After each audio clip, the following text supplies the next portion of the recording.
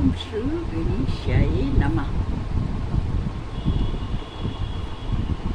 जय श्री कृष्ण। नमः। संसारी सुख सुखने के बराबर है। हर भजन करने से संसार और परलोक का दोनों जगह का सुख मिलता है। जिन लोगों को संसार में दर्द और दुख लगा रहता है, हर रूपी कथा सुनने और पढ़ने से छूट जाता है। संसार में सब तरह का दुख सुख पिछले जन्म के कर्मों से होता है। हर भजन करने से सूली से कांटा रह जाता है। हर चरणों का ध्यान करने से संसारी माया छूट जाती है।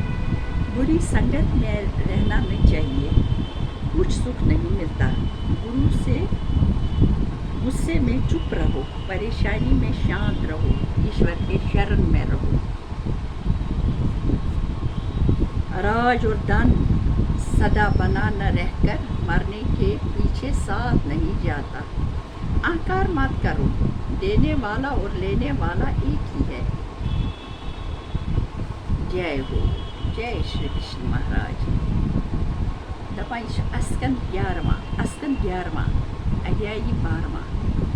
सत्संग का महत्व कहना पाए गुरुनाथ का उदो से। श्री कृष्ण जी ने कहा, ए उदो, मैंने यज्ञ और तप और दान और धर्म और ज्ञान और वैराग आदि का हाल तुमको सुनाया। सत्संग की महिमा जिससे भक्त पैदा होती है। कहता हूँ, सुनो।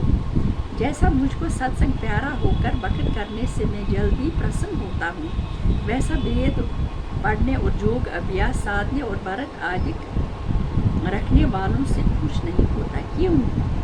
केवल सत्संग करने से मेरे चरणों में भक्त पैदा होकर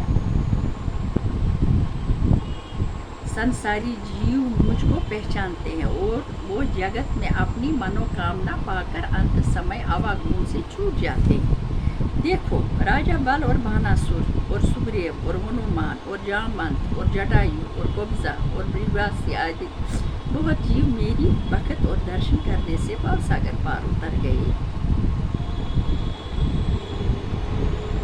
जय हो।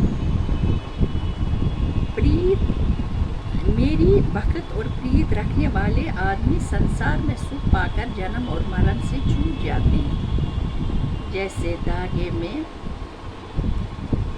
दाना काठ और रुद्रकश और सोना आदि की परोकर माला बनती है, इसी तरह संसारी जीव मेरे स्वरूप में रहते हैं, लेकिन ये बात बिना बतलाए गुरु और सुनने कथा और करना सत्संग के मालूम नहीं होती। इसलिए संसारी आदमी को गुरु की सेवा और भक्त करना और ज्ञान रूपी तलवार से माया रूपी संदेह काट कर सब जीवन में परमेश्वर की शक्ति बराबर समझना चाहिए। ये सब ज्ञान सुनकर उद्धव ने कहा कि दीनानाथ, जबकि भक्त की इतनी बड़ी पदवी है, तो फिर आपने यज्ञ और तप आदि दो तरह के धर्म क्यों बनाए हैं? श्याम सुंदर ने कहा, ए उद्धव, यज्ञ और तप आदि कर्म करने से भी गुण निकलता है, जिसमें हर चरणों की भक्त पैदा हो।